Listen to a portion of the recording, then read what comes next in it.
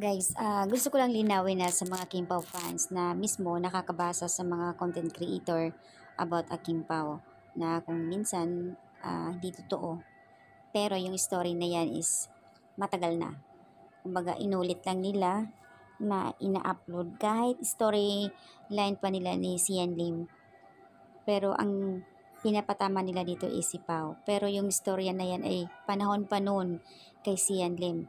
Kung click ninyo yung link na yan, so ang lahat ng story na yon ay puro Sian. Pero pagdating dun sa caption, ang akala natin lahat ay about kay Pao.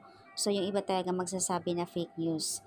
Kaya kung ako pa sa inyo, kung gusto nyo ay malaman ang katotohanan, i-click lang yung link na yun. So, doon yung makikita ang katotohanan na hindi yun about kay Pao, kay Sian Lim.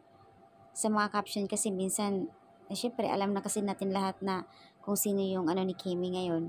Kaya yung iba nagko-comment na fake news, marami talaga. Basta lang maka-content, syempre. At sa mga Kimpao fans, andoon yung inis at lalong kumbaga gumagawa ng kwento na hindi totoo, lalo na kay Bella Padilla na minsan ginagawa ng issue about sa friendship nila, yung mga ganun.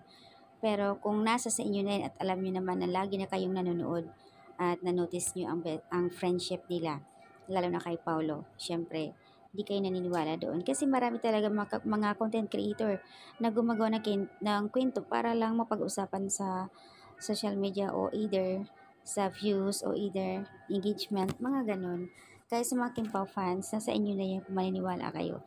At alam nyo naman na uso ngayon ang mga fake news. Kasi dito, nabasa ko lang to dito sa Twitter at saka sa FB page ha. May mga gumagawa talaga hindi totoo. So, sana aware kayo doon guys.